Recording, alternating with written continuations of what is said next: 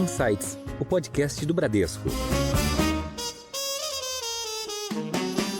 Esses dois principais pilares, o arcabouço fiscal e a questão da inflação, voltando para uma trajetória, indo para uma trajetória mais, enfim, equilibrada, são as principais âncoras para um cenário melhor para o segundo semestre. Com o passar do tempo, a gente vê que a Previdência Pública ela pode muito pouco até pelas restrições fiscais que a gente conhece. E aí a Previdência Privada é o complemento de tudo que você não consegue prover para as pessoas de Previdência Pública. Olá e sejam bem-vindos a mais um Insights, o seu podcast semanal com ideias que provocam um novo jeito de pensar.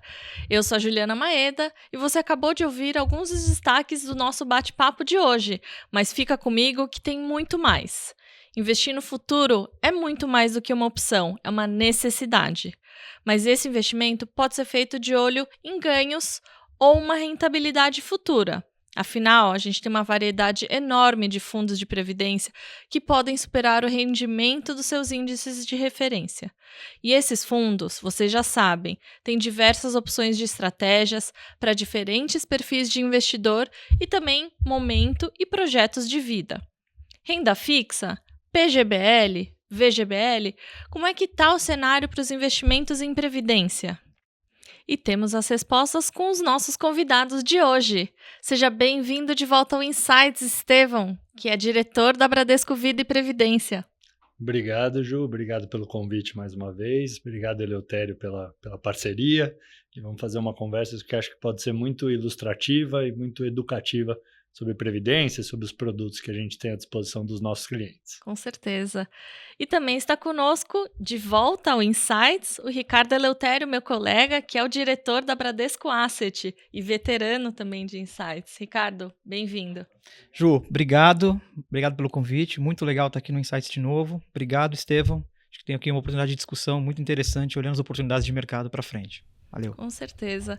Ricardo, aqui na Bradesco Asset a gente tem uma projeção de PIB para 2023 para o Brasil levemente positiva, mas com uma inflação um pouco mais controlada, né? E uma Selic aí ao redor dos seus 12,5%, então a gente espera alguns cortes esse ano. E eu queria começar esse papo pedindo para você apresentar para a gente um pouco dos destaques econômicos e o que a gente pode esperar no curto prazo e o que a gente pode esperar no segundo semestre. Legal, vamos lá. Vamos começar esse bate-papo aqui. O Estevão também pode ajudar a gente aqui com toda a bagagem de economia que ele tem aqui na trajetória dele dentro do banco. Eu acho que antes de falar de curto prazo, acho que seria bacana aqui talvez retroagir aqui, talvez 1-2 anos, para contar a história mais recente, né?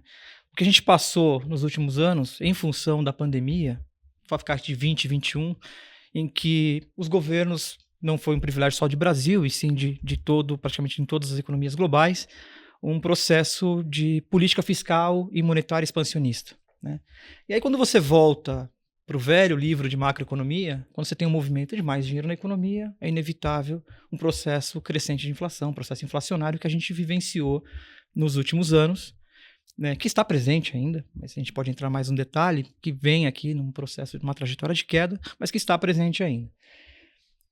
E mais próximo do que a gente está discutindo aqui, quando você volta para 2022, foi um ano de muitas perdas nos mercados financeiros. Não só no mercado local, mas no mercado global, taxa de juros americana subindo. De novo, volta sempre aquela receita, né, de que quando você tem taxa de juros para cima, os ativos se desvalorizam, né? Então a gente viu muito isso, principalmente em 2022. Isso foi muito marcante nos mercados e no Brasil também, obviamente, que é o tema daqui hoje. Mas aí, quando você volta para o cenário mais de curto prazo, acho que a gente tem 2 pilares importantes aqui mais recentes. O primeiro é a definição do arcabouço fiscal, né, que eliminou, de certa forma, o risco de cauda. Então, o mercado... A incerteza do que vai acontecer com o Brasil. A incerteza. Né? Acho que esse foi um pilar fundamental que aconteceu mais recentemente. Acho que um outro pilar que eu já mencionei é um pouco dessa desaceleração da inflação, uma trajetória de queda da inflação, né, que projeta algo melhor aí nos próximos meses.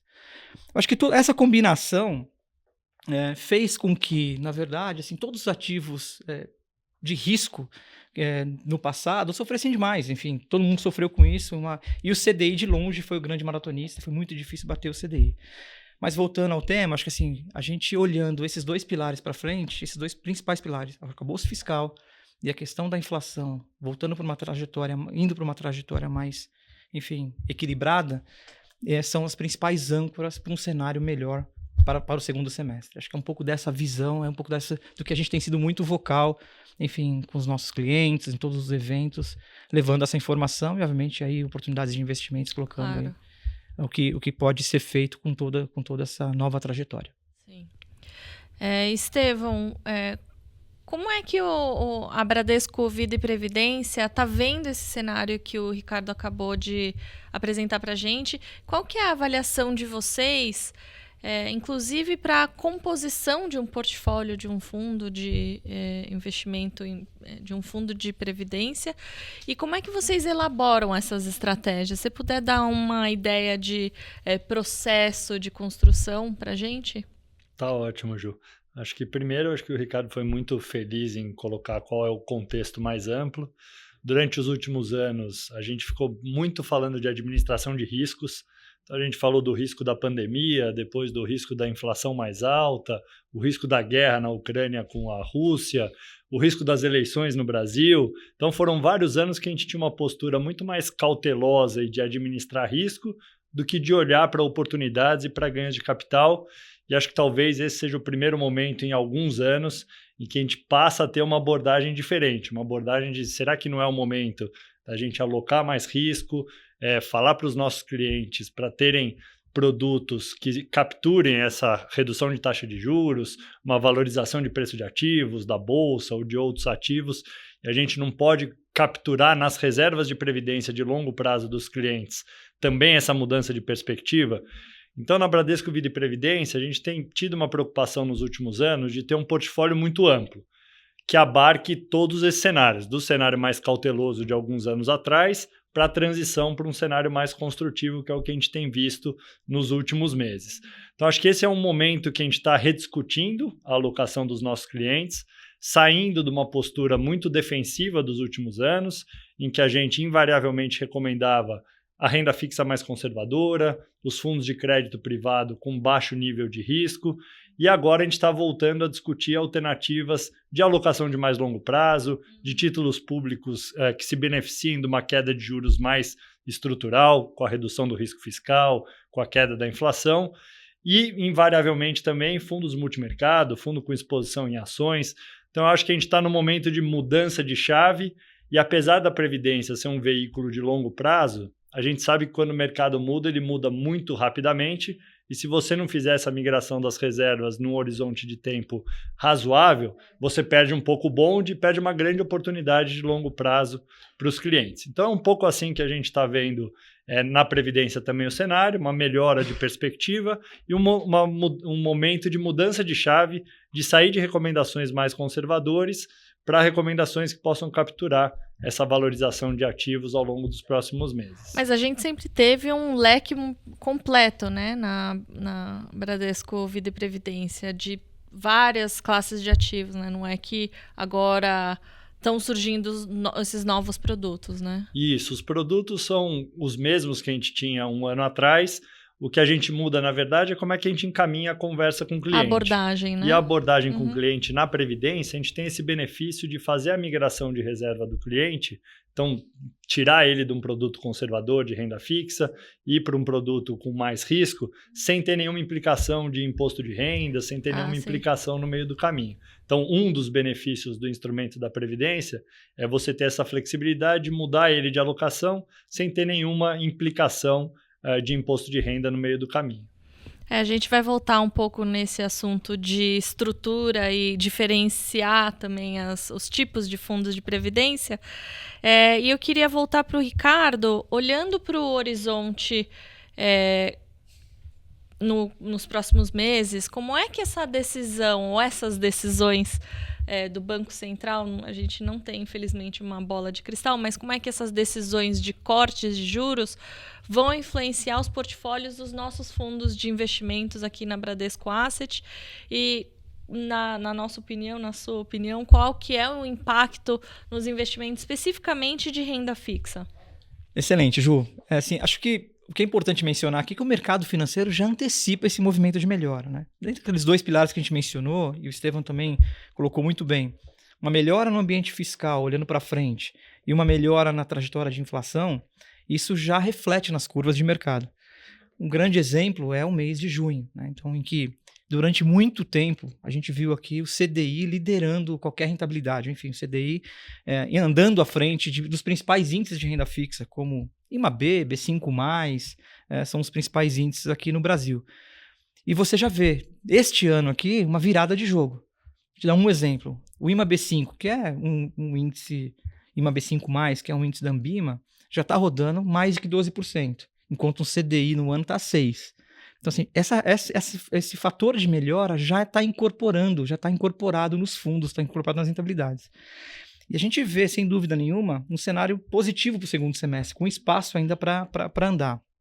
Estou falando de renda fixa aqui, mas claramente, para mim também, a bolsa é o mesmo cenário. À medida que você tem uma expectativa de juros menor, queda, né? Regra de valuation, você tem uma expectativa de lucro maior nas empresas, isso também está refletindo e, de certa forma, explica todo esse movimento de bolsa também que a gente viu nos últimos dias.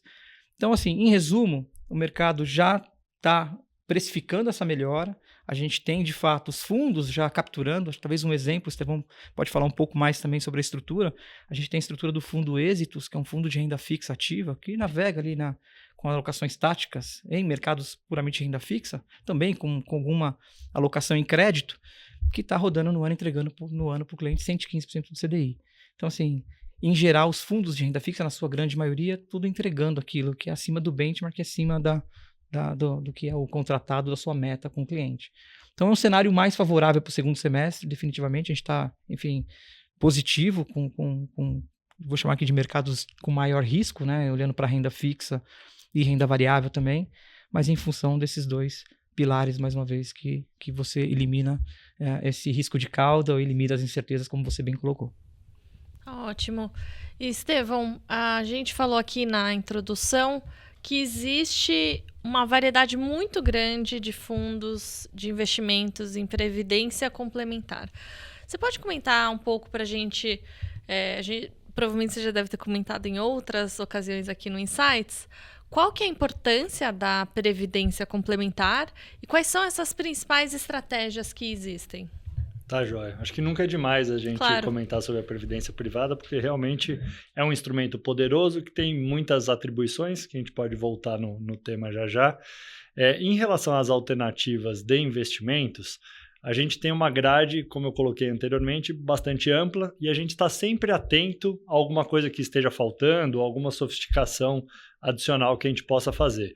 Então, o Ricardo trouxe aqui o Êxitos, que é um fundo novo, tem cerca de 2 meses de existência, que quando a gente criou, a gente já tinha na cabeça que havia oportunidades na renda fixa, e há alguns meses a gente já vinha comentando isso, era uma questão de tempo para essas oportunidades começarem a se refletir nos preços de mercado, e acho que a gente fez um lançamento num tempo adequado, e acho que o fundo larga com uma perspectiva muito boa. Assim como o Êxitos, a gente fez no começo do ano também a criação de uma família de fundos, que é a família Target Date, que é data-alvo em português, em que a gente alinha o produto ao interesse ou horizonte de investimento de cada cliente. Então, se o cliente tem a perspectiva de acumular sua reserva de previdência até 2030, ele contrata o produto até 2030, 2040, 2050 ou 2060. Assim, a gente tem um espectro amplo de vencimentos que o cliente pode escolher qual que é o mais adequado para o momento de vida dele, para a perspectiva financeira e previsão dele.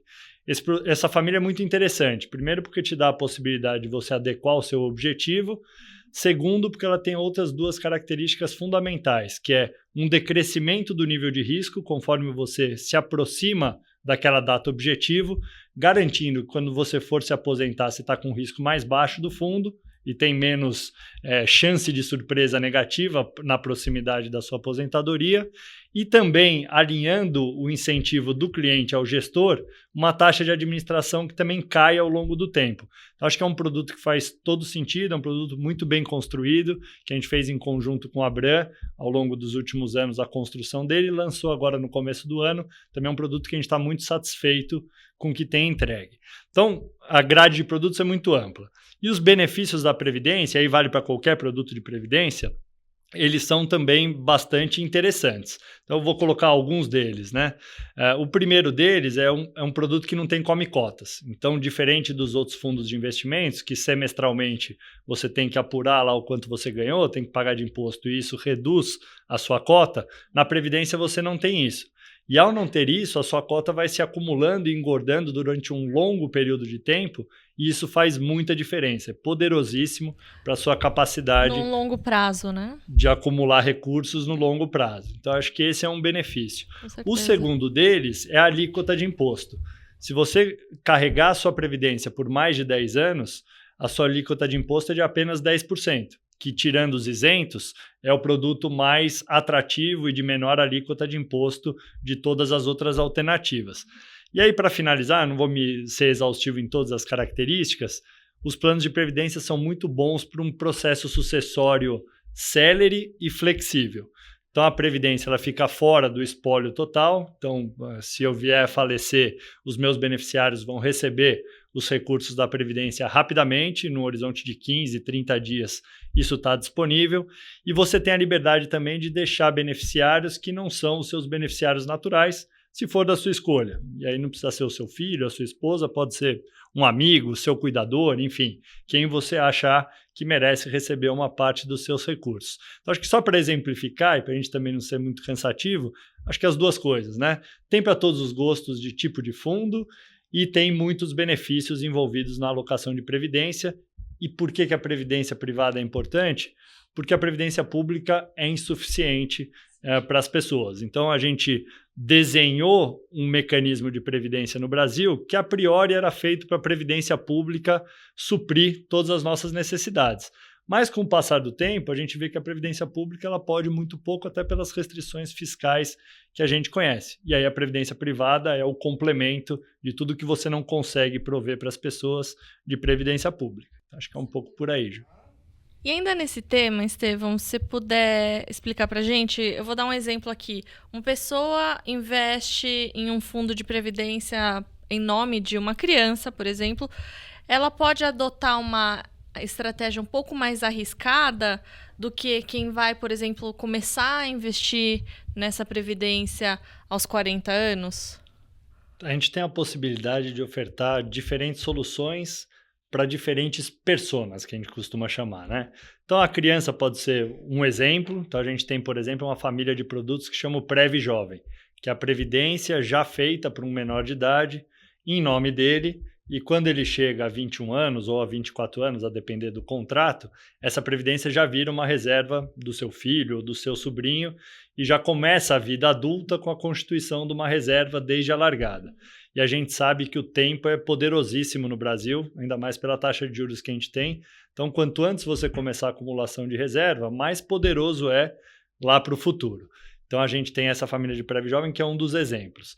Uma pessoa com idade um pouco mais avançada e já próxima da aposentadoria, aí depende um pouco do perfil da pessoa, tem uma capacidade de renda maior e de acumular mais recursos. Ela pode até continuar a correr um pouquinho mais de risco. Uma pessoa com uma capacidade financeira menor, que tem os seus dependentes ali, dependendo daquela reserva dela, evidentemente que é mais adequado ele ter menos risco conforme o tempo passa. Então, o que a gente costuma falar é tratar cada indivíduo com as suas características, entender a fase de vida que ele está, se tem dependente ou não tem, capacidade financeira que ele tem e um espectro mais amplo de patrimônio, de outras necessidades que eventualmente ele venha a ter. Então, a previdência ela pode abarcar todos esses perfis.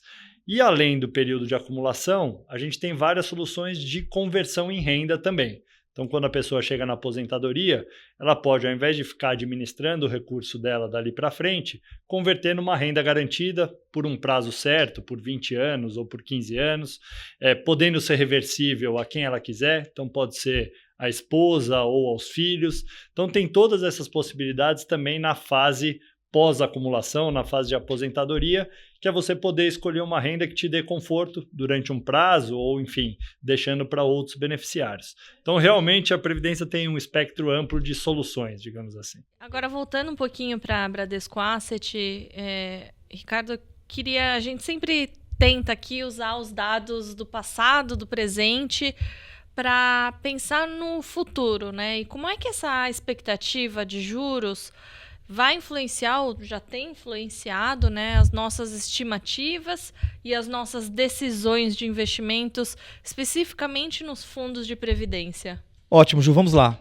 Pela perspectiva dos fundos de previdência, a decisão de constituição de portfólios, a gente passou durante muito tempo num cenário de incerteza e que os fundos refletiam essa incerteza. E qual é o resultado disso? Os fundos tinham muito mais o que a gente chama aqui do lado da asset de caixa, rodando muito mais, uma exposição muito mais a Selic, com baixo risco, né?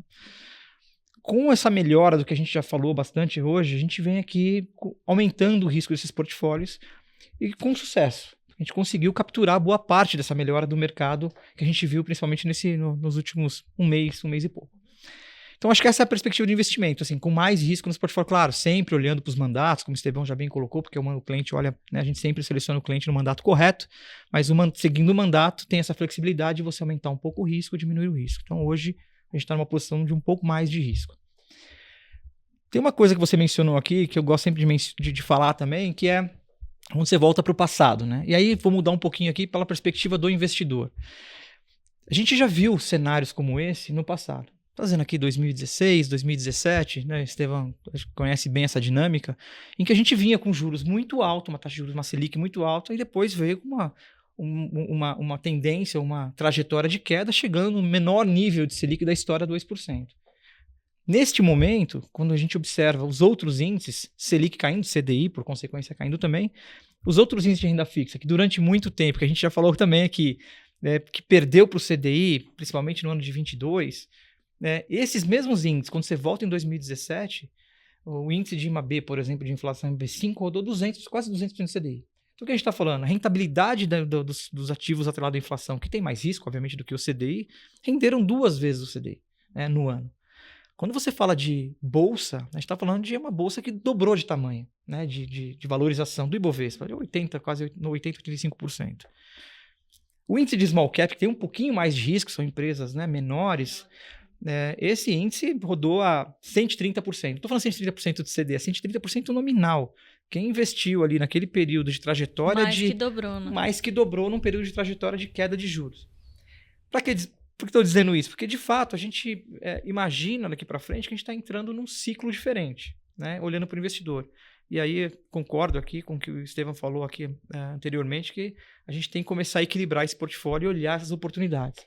Porque eu acho que tem prêmio. Então, fiz só essa comparação, né, desse potencial que tem num cenário em que você tem uma perspectiva melhor e uma tendência de queda de juros, como os outros índices se comportam, né? E a gente começa a ver isso, né? Começa a ver isso na renda fixa, na bolsa. Esse é o cenário que a gente tem hoje. Tá ótimo. Estevão, mesmo que os fundos de previdência tenham esse horizonte ou essa característica de longo prazo, é possível investir neles obtendo uma rentabilidade no curto prazo? E também eu queria saber qual que é a diferença, aí acho que é uma pergunta mais educativa, né, das modalidades do PGBL e do VGBL. Então vamos lá, vamos por partes. Primeiro a resposta se previdência, apesar de ser um veículo de longo prazo, se a gente deveria olhar para a rentabilidade, para as oportunidades de mais curto prazo. Certamente que sim. E aqui acho que tem uma questão muito importante, vale para o mercado em geral, que normalmente, quando você tem um movimento muito grande de valorização dos ativos, se você não entrar no momento certo, você perde esse bonde, e isso é irrecuperável mesmo no longo prazo. E evitar grandes perdas talvez seja tão importante quanto você capturar enormes ganhos que aconteçam num curto espaço de tempo.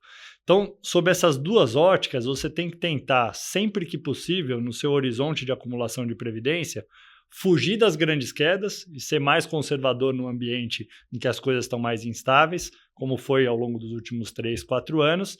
E quando as oportunidades aparecerem, você ter a perspectiva de, com flexibilidade, mudar o seu veículo de alocação de previdência e capturar esses ganhos que eventualmente vêm em poucos meses e não em muitos anos. Então, apesar da previdência ser um veículo por característica de longo prazo nos seus atributos, o fundo que você está investido certamente pode fazer muita diferença do quanto você vai conseguir acumular ao longo desse caminho de acumulação. Acho que essa é a primeira resposta. A segunda, em relação à diferença dos instrumentos, PGBL e VGBL, eu sempre costumo explicar o PGBL e aí o VGBL vale para todas as outras lógicas. Então, qual a diferenciação do PGBL? PGBL, com P de pai, ele está associado à pessoa que tem um emprego com INSS, então contribui para o INSS, ou emprego formal, ou contribui por fora para o INSS, e em função disso também faz o imposto de renda no caráter completo. Se você atender essas duas coisas, contribua para o INSS e faça o meu imposto de renda completo, você pode usar o PGBL para deduzir a sua base de imposto.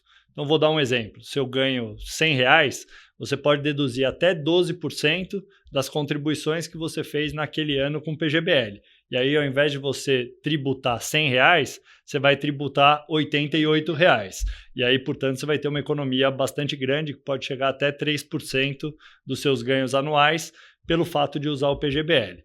Então, o PGBL ele é dedutível, assim como é um gasto de saúde, um gasto de educação, tem outras dedutibilidades, e o PGBL até o limite de 12% é um instrumento de dedução do seu imposto. Exatamente. Isso para a pessoa. Para a empresa, que pode ter um plano corporativo, que é um PGBL para o funcionário, também tem benefício para as empresas que têm o lucro real, não o lucro presumido, então, em geral, as maiores empresas, e que podem, com um plano de previdência, fazer uma dedução também da sua base tributável. Então, tem esses dois benefícios. Tem o lado do indivíduo, que tem um PGBL, que deduz o seu imposto de renda, e tem o lado da empresa, que faz um plano corporativo, se for um PGBL, também pode deduzir uma parte do seu imposto. Então, tem vários benefícios. E aí, o VGBL é o complemento de tudo isso. Se você não é uma pessoa que contribui para o INSS, não faz o imposto de renda completo, o mais adequado é você fazer um VGBL, que aí você é tributado só no ganho financeiro e não no total dos seus investimentos, e aí o VGBL é o mais adequado. Então, tentando simplificar a discussão, essa é a maior diferenciação entre o PGBL e o VGBL. Eu acho que isso pode ser que cause muita confusão, mas dessa forma fica super simples de entender. Ricardo, como é que a gente equilibra a carteira de investimentos nesse momento? Uma pergunta de 1 milhão entre bilhão, 1 bilhão. Como é que a gente equilibra uma carteira entre renda fixa, ações, renda variável e até os multimercados? E a gente já falou também aqui muito sobre a queda de juros, que está super no horizonte, mas a gente pode esperar por um bom tempo esses juros ainda em 2 dígitos? Ju, vamos lá. A gente presenciou aqui nos últimos anos um movimento muito forte para ativos de baixo risco, quando você olha o lado do investidor. Então, a classe de multimercado e ações que você mencionou, as duas classes sofreram muito na indústria local, né, com resgates bastante significativos, com movimentos para CDI, ou muitas vezes com crédito mais conservador, que foi o que a gente observou. É claro, né, Ju, que assim, e o Estevão acho que concorda comigo, assim, é difícil falar mal do CDI. Né? Um CDI que roda 13, você tem quase 14% ao ano, é uma rentabilidade muito significativa. Né? O que a gente está trazendo aqui hoje, assim, mesmo com o CDI que a gente projeta para dezembro do ano que vem, no último trimestre do ano que vem, um CDI a 9%, ainda é muito alto. A gente está falando com um CDI que permanece alto, né, por mais um tempo. E nesse sentido eu concordo com você. Mas o que a gente traz aqui hoje é um equilíbrio. Acho que talvez seja o momento ideal de falar de diversificação. Então, acho que até queria ouvir também o Estevão nessa linha, porque existe muito prêmio, porque eu acabei de falar, os índices estão batendo o CDI. Mesmo com o CDI nesse nível, está rodando 6% no ano acumulado e vai chegar a 13%, quase 14% no ano, em 2023, um pouco menos, os índices estão batendo o CDI, porque, de fato, com toda essa melhora de cenário. Então, eu acho que, assim, ficar somente no CDI também tem um risco. Acho que essa é a mensagem. Então, que deixar de ganhar em outras classes de ativos, né? Perfeito. Não que vai incorrer em uma perda do principal, mas você deixa de ganhar. Perfeito. Acho que é isso. Então, assim, de alguma forma, assim, equilibrar agora, assim, a gente sempre fala, né, assim, diversificação, parece que a gente está sempre batendo nessa mesma tecla. Isso eu falo sempre aqui no podcast, isso. diversificação. Então, assim, Então vamos insistir, então eu vou falar agora também, assim, acho que é um momento de olhar uma carteira mais diversificada, não é um momento, eventualmente, claro que tem incertezas pela frente, né? A gente sabe disso, né? O que a gente está falando aqui não é, né? Tem incertezas pela frente, mas talvez chegou o momento de olhar um pouco com mais cuidado essa questão de diversificação, uma renda fixa ativa, evitar um crédito privado, aí o crédito privado queria só puxar um gancho, olhar bem o crédito privado, a gente talvez tenha passado aí dos últimos anos, início desse ano, que o pior momento do crédito privado, olhar quem passou muito bem, né, desse pior momento do crédito, com tudo que a gente viu aqui de problemas em algumas empresas. Então, assim, quem passou muito bem dessa dinâmica do primeiro trimestre de abertura dos spreads. Então, o crédito privado também pode ser uma composição interessante com o nível de spread atual, né? Então, assim, nível de spread, quer dizer, nível de rentabilidade que esses papéis estão pagando. Então, acho que agora, assim, volto a insistir. Acho que é o momento de pensar um pouco na diversificação, começar a mudar um pouco o portfólio, olhar um pouco para ações, renda fixa ativa. E acho que tem muito prêmio e o investidor pode colher bons frutos dessa decisão. Para capturar todas essas oportunidades de investimentos, né? Estevão, você tem algum comentário? Não, eu acho que o Eleutério foi feliz em dizer, assim, o CDI ele é difícil de bater nele, é tipo o Rock Balboa, né? Aquele, assim, para ganhar do CDI você tem que ser o Rock Balboa, você apanha, uma hora talvez você acabe ganhando a luta, mas é um adversário duro. Então, eu acho que talvez o nosso grande processo aqui educativo é a gente saber que não dá para esperar as coisas estarem totalmente claras e materializadas. Assim, normalmente, o momento em que você tem um grande ganho de capital, e que isso pode ser muito benéfico, inclusive para a sua reserva de previdência, é aquele momento que você tem a mudança da percepção de risco, mas ainda tem muito prêmio no mercado.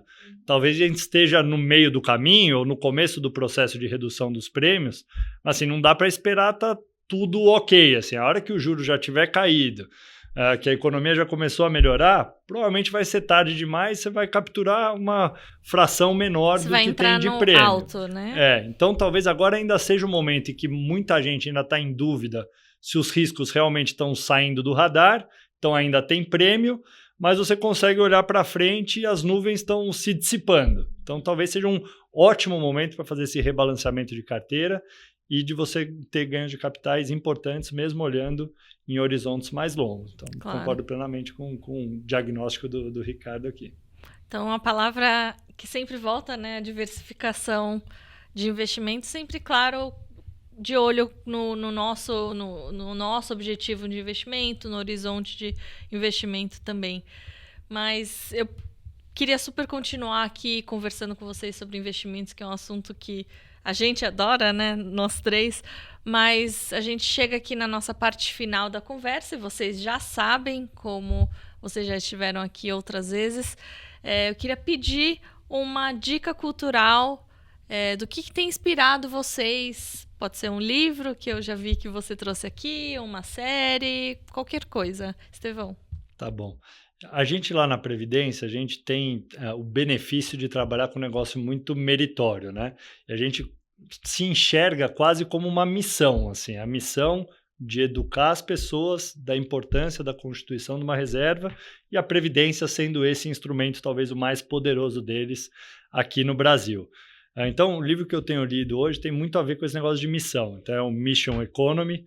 É uma abordagem mais heterodoxa, de uma economista um pouco mais heterodoxa, mas que ela faz uma comparação com o que ocorreu ali na ida do homem à Lua, que foi um gasto enorme de recursos, uma corrida lá para quem chegava primeiro na Lua, se era os Estados Unidos, se era a União Soviética à época, mas que você teve ali um objetivo maior em que a restrição fiscal ou financeira ela era secundária, e aquilo movimentou uma série de descobertas no entorno do projeto. Então, todas as tecnologias que foram desenvolvidas, medicações, enfim, uma série de descobertas secundárias foi acontecendo em função daquela missão que, num primeiro momento, parecia até uma loucura, de quanto dinheiro você ia gastar com aquilo, se precisava ser feito tudo aquilo. E acho que hoje a gente tem uma sociedade que tem algumas missões. Tem a missão da longevidade, então todo mundo sabe que vai viver muito mais tempo, que o custo de saúde é um custo crescente também, conforme a sua idade avança, e a gente tende a subestimar os riscos. Então, as pessoas, em geral, têm menos reserva financeira, menos educação financeira do que os riscos que elas vão correr ao longo da sua vida. Então, acho que a Previdência entra um pouco aqui em como ela ajuda a endereçar essa missão de lidar com a longevidade da melhor forma possível, de uma forma saudável, de uma forma financeiramente equilibrada. Então, acho que a gente tem muito esse mérito dentro do instrumento da Previdência. E acho que um segundo desafio enorme é o desafio ambiental. Então, assim, provavelmente não vai ser um governo, nem vai ser uma empresa que vão fazer com que a gente ache o caminho da sustentabilidade ambiental e a gente consiga achar um equilíbrio que seja bom para todo mundo. Então, talvez seja uma coordenação que envolve múltiplas instituições multilaterais, muita coordenação entre países, entre empresas, para a gente chegar num negócio que funcione para todos nós, para os nossos filhos, para os nossos netos. Acho que esse livro é muito provocativo nesse sentido de como é que a gente conseguiria redesenhar o capitalismo para não olhar só para o lucro de cada uma das empresas individualmente ou para o bem-estar individual de uma pessoa, mas de uma forma um pouco mais holística enquanto sociedade, enquanto humanidade de forma mais ampla. Então, é um livro super interessante. Ricardo, qual que é a sua dica de hoje para nós? Vamos lá, eu vou dar uma dica aqui um pouco diferente. Nos últimos anos, eu tenho acompanhado de perto o desenvolvimento na indústria de fundos, especificamente, que é um negócio que eu estou envolvido há muito tempo, né? E muito tempo mesmo. Então, eu tenho olhado muito o desenvolvimento dessa indústria de fundos lá fora, Estados Unidos principalmente, alguma coisa de Europa também, mas muito mais focado nos Estados Unidos. E eu acho que tem uma mudança acontecendo no Brasil, na indústria de fundos, que obviamente também atinge aqui a Previdência, que foi o tema aqui de hoje, que é o novo marco regulatório de fundos, que entra agora em outubro. Tem um prazo de adaptação, mas a grande data ali é outubro. E que traz, entre outros aspectos, simplificação, né? Enfim, uma série de aspectos dentro da nova regulamentação, mas traz um pilar muito importante que vai ao encontro de tudo que eu falei, do que aconteceu lá fora e tem uma mudança significativa no mercado, que é o pilar da transparência. E é um pilar que a gente sempre bate muito aqui com os nossos clientes, mostra aqui tudo o que acontece dentro da decisão de investimento. Eu acho que isso vai transformar a indústria no Brasil. Acho que a indústria vai mudar no Brasil e onde o investidor entra nisso. Acho que vale a pena o investidor consultar. A gente tem sido muito vocal aqui na Bradesco Asset sobre esse tema do novo marco regulatório de fundos através dos nossos podcasts. Nós mesmos aqui já fizemos um podcast com a CVM, né, com os nossos especialistas aqui, estão acompanhando o processo mais de perto. A gente tem muito material interessante, não só no podcast, como no YouTube também. Mas convidar aqui os nossos investidores, nossos espectadores aqui a entender um pouco do que está acontecendo através desses materiais, porque, de fato, acho que muda a indústria, reposiciona a indústria, e esse tema transparência para o investidor, ele é bastante relevante daqui para frente. Então, assim acho que como isso mudou com a 555, né? Perfeito. Com a 175 também vai haver uma mudança muito grande, né? Perfeito. Fica o convite aqui mais uma vez de acompanhar a gente aqui nas nossas discussões. A gente tem criado eventos ou falado nos nossos canais de comunicação, que é a importância. E eu, pessoalmente, estou muito empolgado com tudo que vem pela frente, principalmente para essa questão de ter uma questão de eficiência, que eu já mencionei, que é muito relevante e foi importada do mercado internacional, mas a questão da transparência pode mudar a dinâmica de como mostrar o investimento, de como tratar o investidor. Então, isso é muito importante e muito relevante para o nosso negócio. Eu também estou super empolgada e a gente preparou, com certeza, vários conteúdos que valem a pena a gente seguir aqui, que vão mudar realmente o nosso dia a dia, o dia a dia dos investidores.